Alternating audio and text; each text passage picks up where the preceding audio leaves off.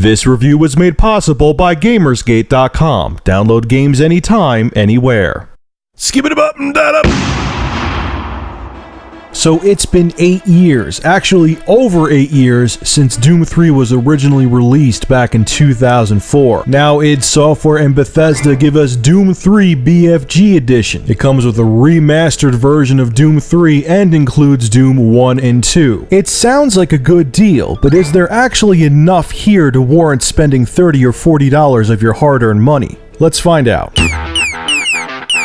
Doom places you on Mars City and has you play as an anonymous Marine. Once you're there, you are given orders to go find a scientist from the Delta Labs that has gone missing. When you find him, he tells you that he is trying to send a warning to the UAC on Earth, warning them about the teleportation experiments that have gone awry. As the scientist is trying to explain this all to you, conveniently another teleportation test fails miserably, and the entire base is taken over by zombies and evil creatures from hell. It may sound like a cheesy premise, but the story is actually very entertaining. The voice acting is awesome. You pick up PDAs throughout the ship, and the PDAs have emails and voice logs that you can listen to and find out more about the backstory. And the coolest thing about the voice logs, you don't have to sit there and not move while you listen to them like in Fear. Remember Fear when you picked up the phones and there was a voicemail, you had to sit there and listen to the voicemail, you couldn't walk away from it? This, you could listen to the audio logs and keep playing the game. Monolith should have taken notes from Doom 3. So the bottom line is, I was very impressed with how the story played out in Doom 3. I was shocked with how entertaining it was, and I think you'll be entertained by it too. Doom 3 does not stray far from its predecessors. You'll reach a certain area of the ship, have to find a PDA to get security clearance. Once you get it, you go through a door and proceed to get further in the game. It's rinse and repeat. There is the occasion where you'll have to find a piece of hardware for a scientist or figure out a very basic puzzle, but nothing really makes Doom 3 stand out among other first-person shooters, and I'm even talking back in 2004 standards when this game was first released. So if you've never played Doom 3 before and are expecting something fresh and new from the third installment, you may be disappointed. Doom 3 is fun, but flawed. And dated. 1 minute you're kicking ass, you're killing zombies and demons, your adrenaline's pumping, you're really enjoying the game, and then you're dealing with a retarded puzzle where you're using a crane to put contaminated barrels in an incinerator. Yay! The next minute you're running from evil demon heads, trying to shoot them with your shotgun, you're having a blast, you're freaking out, and now you're trying to do platforming elements in a first-person shooter game. That's like water and oil.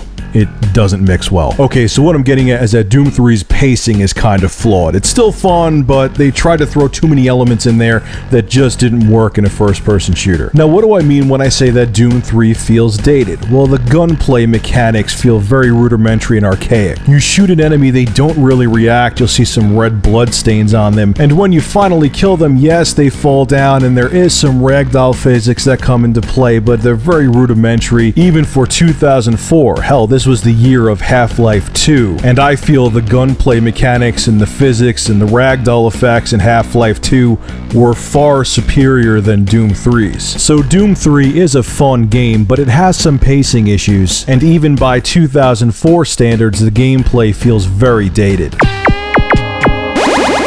Graphically, Doom 3 actually holds up pretty well. For a 2004 game that was actually designed to be run in a native resolution of 640 by 480, it looks fantastic running in full HD resolutions. The lighting effects still hold up very well, and the textures are surprisingly sharp for a game that's almost a decade old. Doom 3 may not provide the eye candy that current AAA games provide, but when you pop the game in your PC or console, you will still be impressed with what you see. Where Doom 3 BFG Edition really shines, besides the fact that you can now have your flashlight out while holding a weapon, unlike the original Doom 3, where you had to switch back and forth between a flashlight and a weapon. Sorry, I had to get that out there.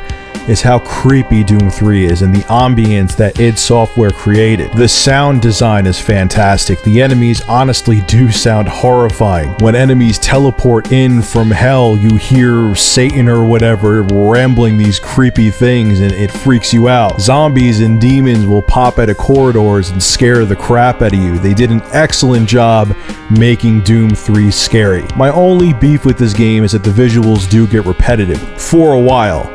Then you reach hell, And then shit gets awesome. Hell in Doom 3 is one of the coolest levels I've ever experienced in a video game ever. You really do feel like if there is a hell, you are in it when you play this game. I'm not kidding. So when it comes to visuals and audio design, even though this game was first developed and released in 2004, it still holds up extremely well today.